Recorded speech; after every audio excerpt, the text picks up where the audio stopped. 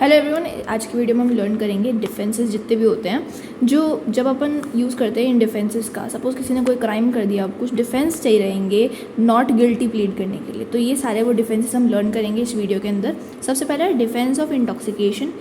Defence of intoxication basically तब use किया जाता है जब आप बोल सकते हो कि भाई मैंने जब ये क्राइम किया तब मैं ऑलरेडी किसी भी सब्सटेंस, ड्रग या अल्कोहल के इन्फ्लुएंस के अंदर था, तो मुझे नहीं पता जब मैं कर रहा था वो बेसिकली क्राइम है या नहीं है।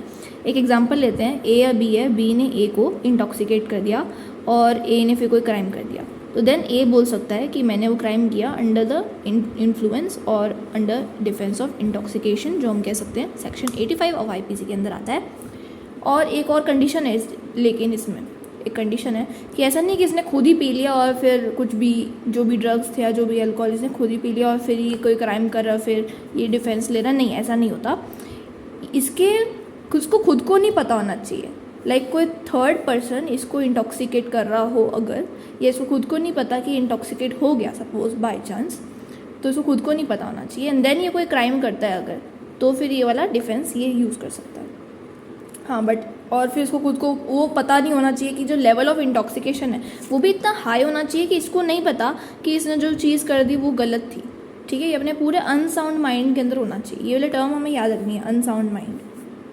Now defence of unsound mind, देखो ये क्या होता है कि सपोज़ किसी ने किसी का मर्डर कर दिया, ठीक है, बट उसने मर्डर करने के बाद वो वहीं खड़ा रहा, पुलिस आ गई और जी वो बोलता कि कुछ ही नहीं बोला, मतलब पागल है ना दिमाग से, अनसाउंड माइंड है।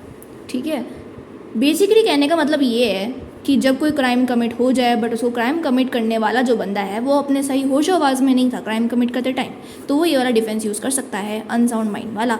इसके लिए कुछ एक टर्म्स यूज़ होती हैं, नॉन कैंपस मेंटिस, टेम्प्रेरी, मतलब कुछ टेम्प्रेरी टाइम के लिए उसका दिमाग सही नहीं था। लूनेटिक, ये भी टेम्प्रेरी टर्म है। मैड परमानेंट टर्म है। इडियोटिक परमानेंट टर्म है। दैन डॉली इनकेपैक्सी होते हैं कि unable to form mental intention, मतलब कोई दिमाग से अपना इंटेंशन नहीं फॉर्म कर पा रहा कि उसको मारना ही है या कुछ करना ही है या कुछ भी फिक्स नहीं हो पा रहा उसके दिमाग के अंदर। बेसिकली अपने अनसाउंड माइंड की वजह से अगर कोई जना कुछ कमिट कर दे क्राइम, देन वो ये वाला डिफेंस यूज़ कर सकता है, क्योंकि वो उस टाइम बेसिकली क्या होता है वो समझ नहीं पाता कि जो वो एक्ट कर रहा है वो गलत है क्या सही है। एक्ट ऑफ माइनर्स में बेसिकली ये है कि माइनर्स को माफ़ कर दिया जाता है क्रिमिनल लाइबिलिटी से। लाइक अगर कोई भी माइनर है सपोज 7 ईयर्स से छोटा, वो कुछ भी कर दे, किसी को गोली मार दे जाकर, ठीक है, उसको कुछ नहीं होएगा, वो सेफ प्रोटेक्टेड है, उसको कोई जेल नहीं भेज रहा, वो आराम से मज़े करेगा। और फिर जो माइनर्स हैं 7 to 12 ईयर्स के, उनकी डिपेंड करता है कि उनकी जो मेंटल एबिलिटी है, थिंकिंग, सोचिंग ओके भूल जाओ, इसको कट कर दिया जाए, थिंकिंग की, हाँ, तो वो डिपेंड करता है उनके ऊपर कि वो क्या सोचते हैं और उन्होंने कोई क्या लेवल का क्राइम कमिट किया है तो उन्होंने क्या सोचा है वो करने से पहले। ये सारा सेक्शन 83 के अंदर आता है। जो ये 7 ईयर्स वाला था वो सेक्शन 82 के अंदर आता है। नेक्स्ट है राइट ऑफ सेल्फ डिफेंस। जो डिफेंस हम तब यूज़ करते हैं जब हम अपने बचाव के अंदर जब हम कोई क्राइम कमिट कर दे सपोज, तो हम ये वाला डिफेंस यूज़ कर सकते हैं जो सेक्शन 96 से लेकर 106 तक है। और ये नीचे सारे इंग्रेडिएंट्स दे रखे हैं, मतलब कौन से केसेस में हम ये वाला सेल्फ डिफेंस यूज़ कर सकते हैं, तो आप इसका स्क्रीनशॉट ले सकते हो। अब नाउ मैं इसको एग्जांपल दूँ, सपोज़ कि कोई आपको मारने के लिए आ रहा है और आप अपने डिफेंस के अंदर आपने उसको मार दिया, तो देन आप कह सकते हो कि भाई मैंने तो अपने सेल्फ डिफेंस के अंदर किया। बट क्या आप ऐसे बोल सकते हो कोई आपको चाटा मारने के लिए आ रहा है, आपने उसको गोली मार दी, तो आप बोल सकते हो कि आपने अपना सेल्फ डिफेंस किया? नहीं। ये क्यों होता है? बिकॉज जो डिफेंस होता है वो अप्रोप्रिएट होना चाहिए, अप्रोप्रिएट लेवल का होना चाहिए। लाइक सपोज कोई आपको चाटा मारने आ रहा है तो आप उसको चाटा या मुक्का जो भी मारोगे तो वो उसके लेवल का होना चाहिए। ऐसा नहीं कि वो आ तो रहा था सिर्फ कुछ हल्का फुल्का करने के और आपने उसको सीधा ऊपर ही पहुंचा दिया, तो नहीं, ऐसा नहीं होता। इमीडिएट डेंजर के लिए ही आप सेल्फ डिफेंस यूज़ कर सकते हो। ऐसा नहीं है कि आपको किसी ने दी कि हम आपके घर पहुंच जाएंगे अगले दिन आपको किडनैप करने के लिए या मारने के लिए, तो आपने पुलिस को तो बताया नहीं, आप अगले दिन अपने घर के अंदर आपने 10 लोग और बुला लिए लाठियाँ लेकर और जी उनको पिटा के भेज दिया जो भी आपको मारने वाले आने वाले थे। तो आप ये नहीं बोल सकते कि आपने अपने सेल्फ डिफेंस में ऐसा कुछ किया। ठीक है, इमीडिएट थ्रेट नहीं था, बिकॉज आपके पास इमीडिएट थ्रेट होता है कि कोई आपके सामने ही खड़ा है आपको मारने के लिए, आपको हार्म पहुंचाने के लिए, कोई आपके सामने ही खड़ा है और देन आप जो क्विक जो रिएक्शन दोगे अपने सेल्फ डिफेंस के अंदर, देन आप उसके लिए ये वाला डिफेंस यूज़ कर सकते हो। नेक्स्ट ये है कि आप कब कब ऐसा प्राइवेट डिफेंस यूज़ कर सकते हो जिसमें सामने वाला बंदा मर जाए और तब भी आपका प्राइवेट डिफेंस काम करे कि आपने तो जी अपने सेल्फ डिफेंस के अंदर ये किया।